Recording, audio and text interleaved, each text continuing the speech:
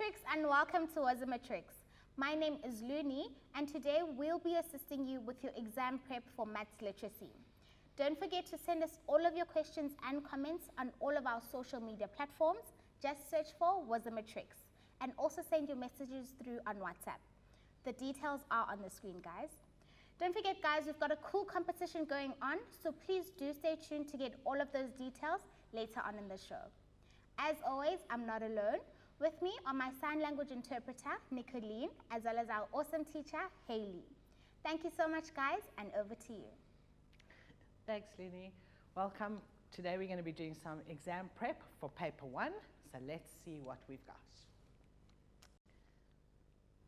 So we're going to be looking at the Eastern Cape prelim from this year, and we're going to be doing, well, question 2.1 from the paper, and I'm calling it question 1 because it's the first question that I'm doing with you. So we've got Mr. Tao plans to renovate his house at a cost of 25,000 Rand. He approaches his bank for a personal loan. He was provided with a personal loan repayment plan as shown in Table 1. So let's go see what Table 1 says. Okay, so let's see what Table 1 says.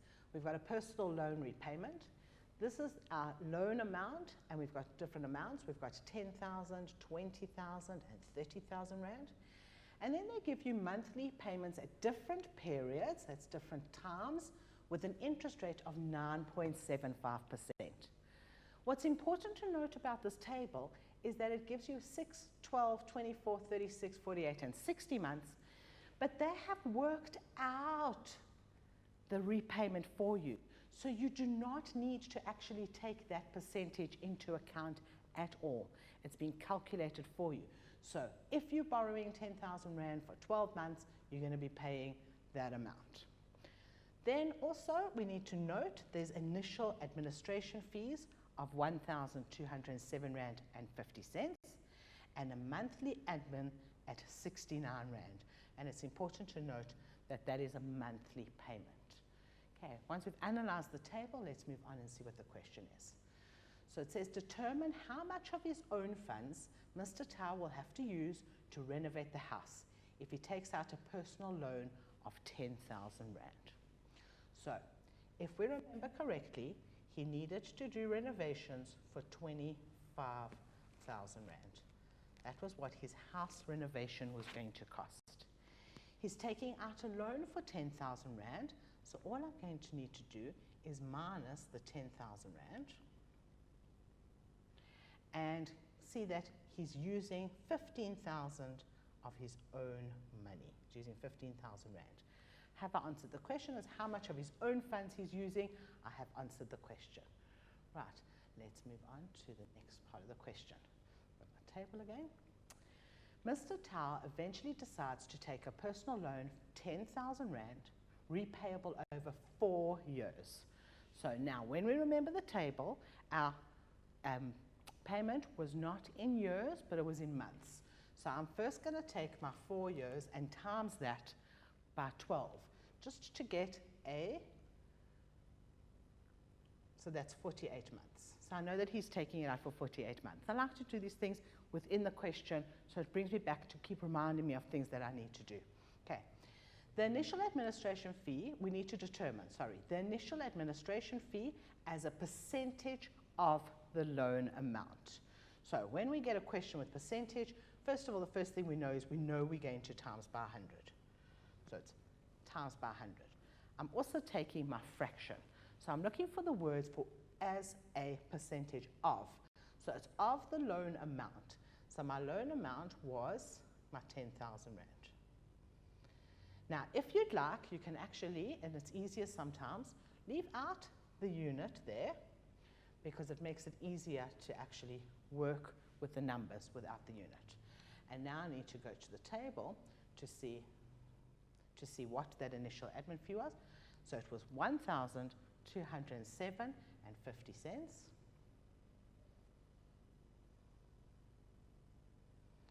So that is my amount.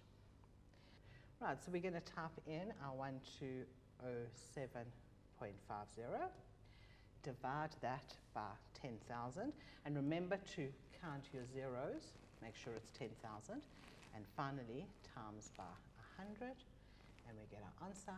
It's 12.075%. Okay, so it's 12.075%. Don't forget your units. And the question now is, do we round or do we leave it as it is? And if I read the question, it says, calculate as a percentage. So I can leave this, but if you're thinking of rounding, rather leave your number as it is, and then you can round in the next step. Make it 12.08% or 12%. I'm quite happy with that. So make sure that you give your unrounded number first. Right, let's see what the next part of the question is. Okay, table again. So he eventually decides to take out a personal loan. Okay, the second part. The total monthly amount that he will have to pay for his loan. So we want to know the total monthly amount. Now, within the question, they're actually giving you some hints. So we're looking at a total and a monthly amount. So I'm going to be looking for the amount of money that he's paying per month. So let's go to my table. So we said 48 months, and he's taking out 10,000 Rand. So I'm going to read going down, and I'm going to read going across, and I'm going to see that it's 355 Rand and 95 cents. So that's what I'm going to write in. So 355 and 95 cents. But they asked me for a total. So I'm going to go back to my table, because I remember reading something on the table in these notes, and they told me that there was a monthly admin fee. So the monthly admin fee of 69 Rand, I need to add that. So I'm plussing my 69 Rand. Let's do that on the calculator. So I'm clear that. I've got 355.95 plus 69 Rand. Gives me an answer of 424 Rand 95.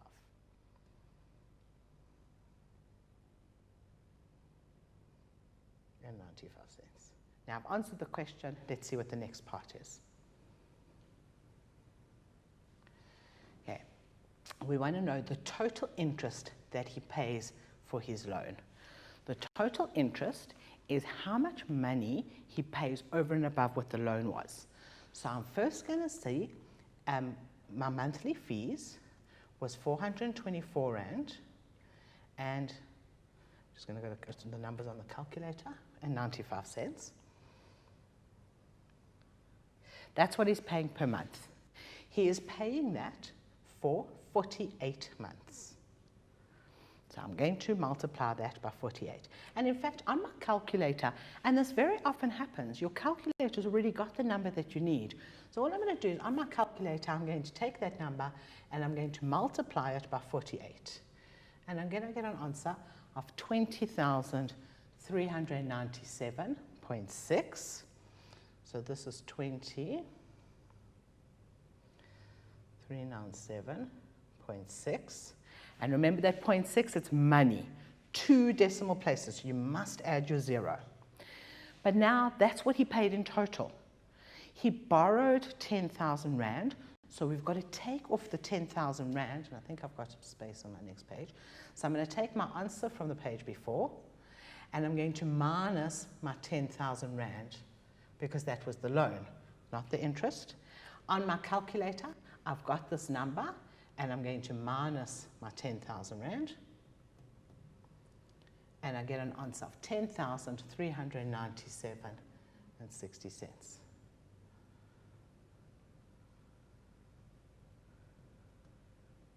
And that is what he pays in interest. Okay, next part of our question.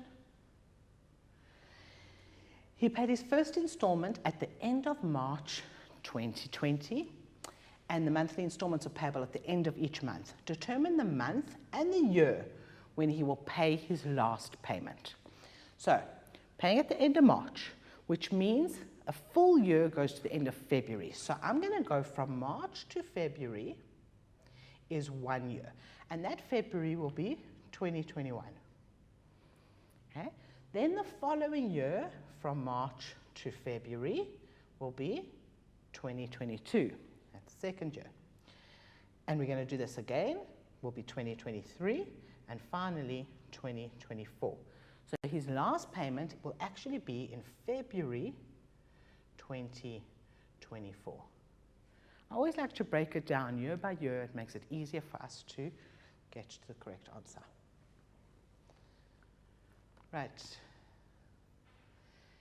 Then it tells us that he receives a contribution of 250 Canadian dollars from his son who worked in Canada. Calculate the value of this contribution in rands if the exchange rate at the time was that. When we do exchange rate, it is just a ratio.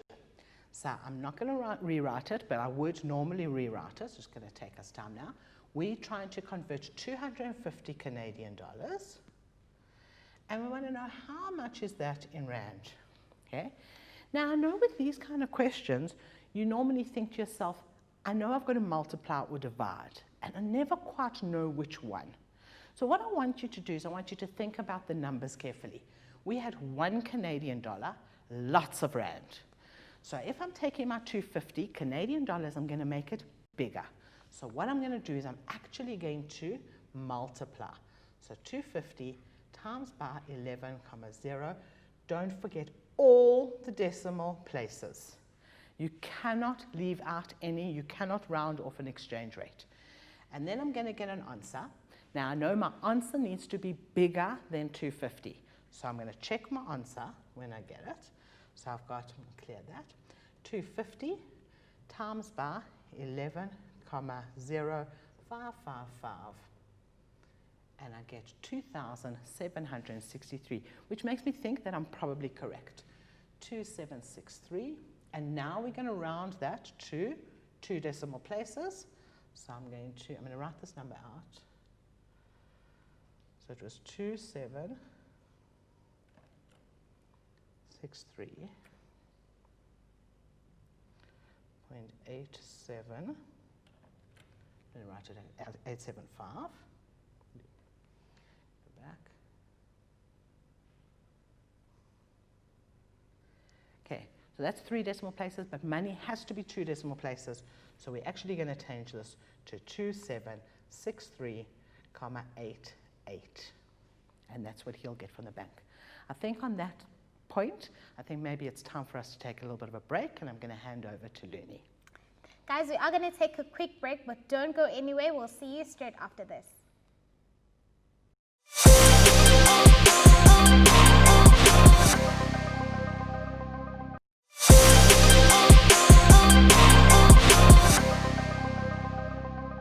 Welcome back from the break, Matrix. If you've just joined us, we are doing your final exam prep to help with the upcoming exams. Well, we've got some great news for you. If you're constantly running out of data, then this next competition is just for you.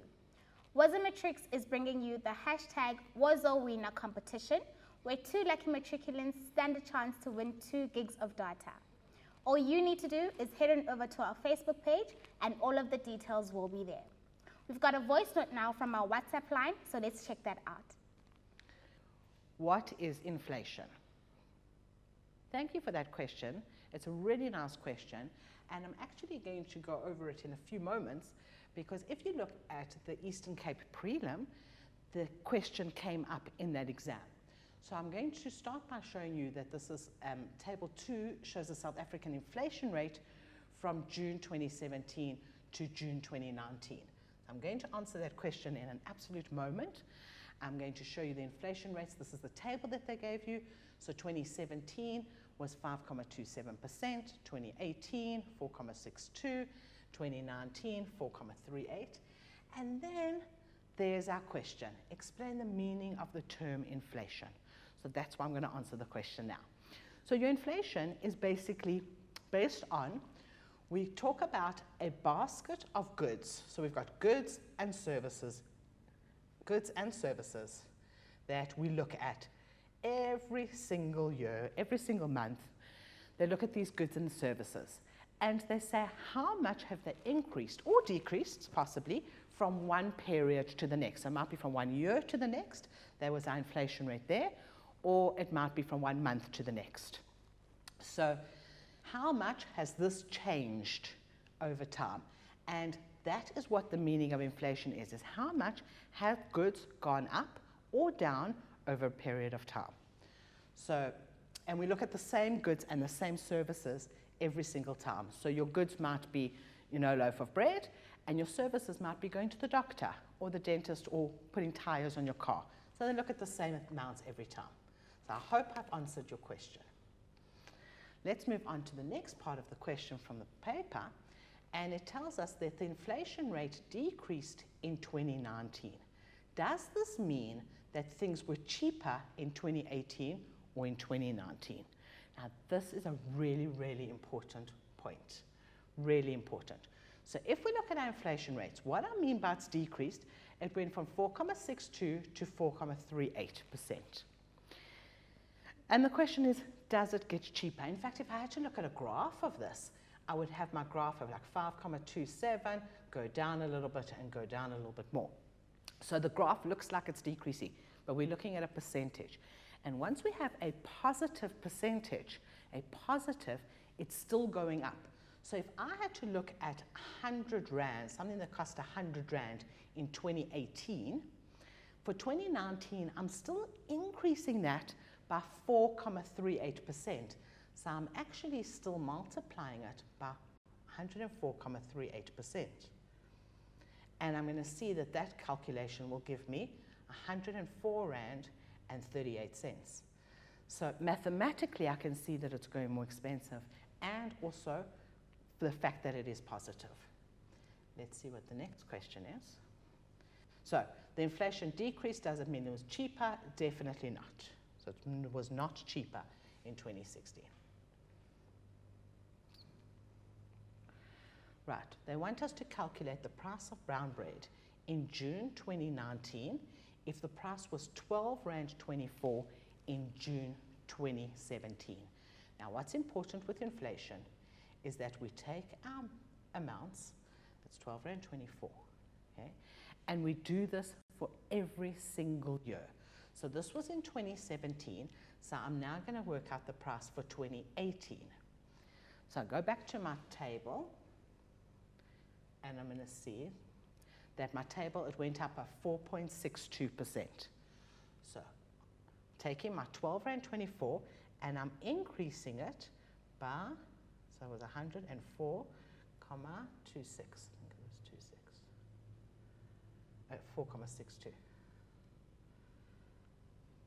So on my calculator, I'm going to type that in exactly. Get my calculator out.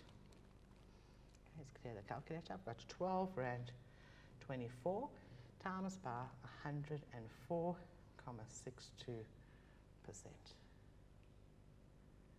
And I get 12 Rand 81. And I'm going to round, it's money, so I need to round it to one decimal place. So that was 12 Rand 81. Now I'm taking my 12 Rand 81, and I now need to work out what 2019 was. Okay? So now I'm increasing it again by 100 and something percent. So let's go see what that was. It was 4.38, so 104.38% to get my answer. Now in this particular case, on my calculator, I'm actually going to retype the number because I now want the whole number. Bread would have cost me 12 Rand 81. So I'm going to retype that, 12 Rand and 81 cents, and times it by 104.38%. And I get an answer of 13 Rand 37. And that is what bread costs in 2019 if it cost 12 Rand 24 in 2017.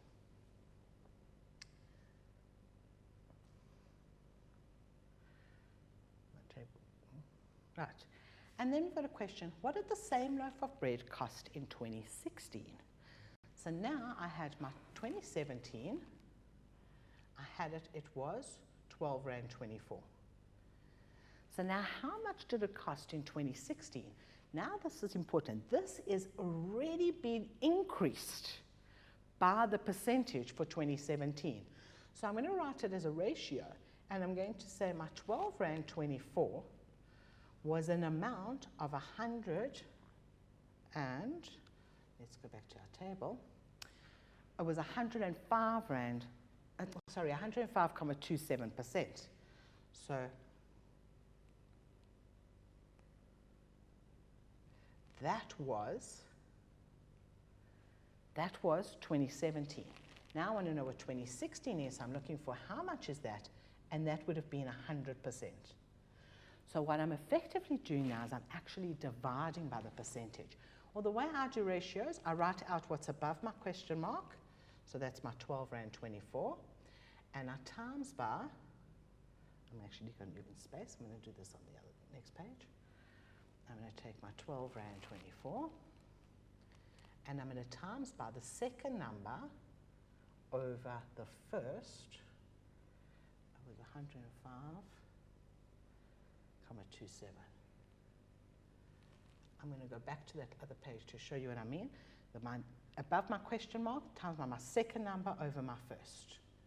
Okay, so now let's go to the calculator. So on my calculator, I've got 12,24 times by 100 and divide by 105,27. Get an answer to that was 11 Rand 627. So 11, let's write that down, 11,627. And remember, it's money, it must be 2 decimal places. So I'm going to 11,63 Rand. I think on that note, it's time to take a little bit of a break. So I'm going to hand you over to Luni. Thank you so much, Hayley.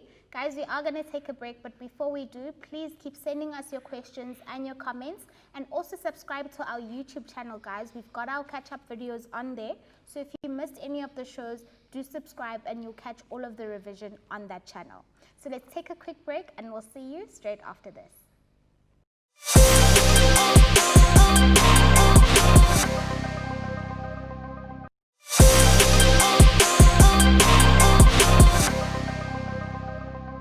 Welcome back from the break, guys. We are still busy with your final exam prep. Don't forget, if you miss any of our shows, we do have a YouTube channel. All of the videos would be uploaded onto there. Thank you so much, Hayley, and over to you. Welcome back, Matrix. Let's do one more question from that Eastern Cape paper that we've been dealing with, and this is my third question, so I'm calling question 3. Annexure A shows a floor plan of the Victoria Wharf Shopping Centre in Cape Town that Anati visits in June 2020. So let's see what the plan looks like. So we have a plan, and whenever we have a plan, whenever you have a map, what I want you to do is I want you to analyze it, to look at it carefully, and to see certain things that we need to look for. So we know this is the floor plan of the Victoria Wharf Shopping Centre. First thing to look for is, have we got a compass direction? Now, please remember that it does not mean north is always up. We like that, it makes sense to us, but we could have turned the shopping centre around and then north is no longer straight up. So look out for your compass direction and where the arrow is. Okay? We've got entrances, basement parking, it tells us all these things, shop numbers, we can see like Zara, Clicks, Woolworths, and then we've got some notes. Other than the basement entrances, the other entrances are on the lower level. Shops are indicated in numbers. So it's important that we read the map carefully. Right, let's see what our first question is. It says, write down the number of entrances that can be found on the lower level of the shopping centre. So let's go back to our shopping centre. So we're looking for the number of entrances. Now, what's nice about shopping centres is they normally number entrances. So we've got an entrance there, 2, an entrance 3, there's an entrance 4, there's an entrance 5, and have we got an entrance 1? Don't think we have an entrance 1. So this is a basement parking entrance, and if we look, basement parking entrance, so how many entrances have we got? We've got 4 entrances. So we can just put that number into our question, we've got 4. And I would actually add the word 4 entrances. Right, see what our next question is. Determine how many shops can be found in the shopping centre. Now this is the kind of question that can be a little bit daunting, especially if you feel like you're running out of time. But I want you to just calm down and think clearly, because it really is quite an easy question. We literally need to count the shops. And what's easy to do, take a coloured pen, take a highlighter, and let's highlight so that we know we haven't missed any. So I'm literally going to count them as 1, 2, 3, 4, 5, 6, 7, 8, 9, 10, 11, 12, 13, 14, 15, 16, 18, 19, 20. You see how important it is to actually highlight so you don't get lost. That was on 20, 1, 2, 3, 4, 5, 6, 9, 10, 11, 12, 13, 14, 15. So 20 and 19, I've got 39 shops. So now make sure you've highlighted all of them. We've got 39 shops. Now they want to know, determine the probability of randomly selecting a shop where an even number was used to label the shop. So give your answer to the nearest percentage. So now probability, and I know this percentage, so the first thing I'm going to do is I'm going to actually type up that whatever my fraction is, I need to times by 100. So I know that. Now I'm going to go back to see what was my probability. Okay, so I'm looking for a number for shops that are even numbers. So now I'm going to choose a different color pen, and I'm going to look at evens. So we've got 1, 2, 3, 4, okay, 5, 6, 7, 8, 9, 10, 11, 12, 13, 14, 15, 16, 17, 18, 19, 20. Okay? You might want to even look at your odd numbers and actually see, like indicate that you've seen them, so that when you look at your screen you can see that you've done it all. Okay? So my question was how many? So it was 20 out of 39 shops. And I'm going to take that and times by 100. Get my calculator out. So I've got 20 divided by 39 and times by 100. And I get an answer of 51,28. So my answer is 51,28%. And then the question had something else added to it. So it's always a good idea to actually reread the question, because the question said, give your final answer to the nearest percentage. So I need to change that number to 51%. And it's really important that you do that. That's a good tip to have, is like read your question, do your calculations, reread the question, because you'll pick up those extra marks. If they've given an instruction to round to a nearest percentage, believe me, there will be a mark allocated for that rounding. Right, our next question was from Woolworths, and Anathy turned right, skipped 3 shops on her right and entered the next shop. Write the number of the shop that she entered. So I'm going to go back to my thing. So from Woolworths, she turned right. So from Woolworths, she turned right. Now, this is something that I've had to learn the hard way. My husband will tell you, I can't tell the difference between my left and my right. I've got to always think about which pen am I holding my hand, which hand is holding my pen. Turn your page around so that it's actually easier for you facing it, and then you can see which is left and right. So we're going out of Woolworths and we're turning right. We're missing 1, 2, we're missing 3 shops on the right, and then we're going into the next shop. So she's going into shop number 159. I'll go back and write that. That was shop number 159. And our next question, give the general directions of Mr. P from Clicks. So, important when you're dealing with directions, where we're going from and where we're going to. So it's from Clicks.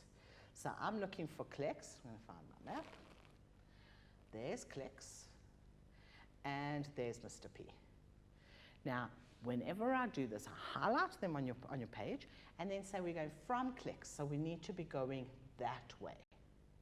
Now we use our compass directions, and I'm going to quickly remind you of your compass directions. Sorry, back. Your compass directions, so a quick reminder of your compass directions. We've got north, and in this case it was up, south, west, east. Okay, between the two we've got southeast, northeast, northwest, and southwest. Now, which way was our arrow going? Our arrow was going that way, so the answer is southwest. Okay. Our next question says, name the shop that occupies the largest area. Now, they just want a name. They haven't asked you to calculate anything, so we're going to go look at our map again and see which one has the biggest area, and we can quite clearly see that Woolworths is bigger than Clicks and is bigger than Mr. P, and I think bigger than all the other shops as well. So your answer to that will be Woolworths.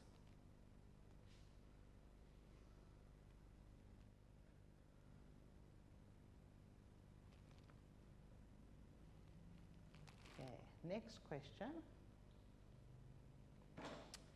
Identify the entrance number where there will be no shops on your right-hand side as you enter the shopping centre. Again, I would literally take this and turn it around, but let's see what our map says. Our map, if we go back to our map, we're looking for our entrance that will have no shops on the right-hand side. So if I go in entrance 4, go in, there's shops on my right. If I go into entrance 5, there's shops on my right. If I go into entrance 3, now if I would turn this around, there's shops on my right. So the only one is entrance 2, we go in, there are no shops on the right. So that would be the right, so it's entrance 2.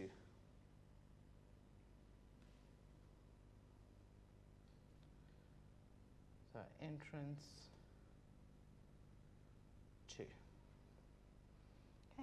Okay, and now some of your final tips that I have for you. First tip is read your question carefully. I want you to read the question carefully.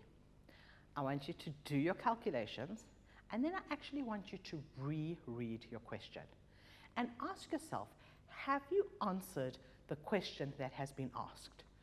Look out for those little marks rounding correctly, and round to the nearest 100,000 or round to the nearest percent. So don't lose those little marks. That's why rereading the question is really, really important. Okay?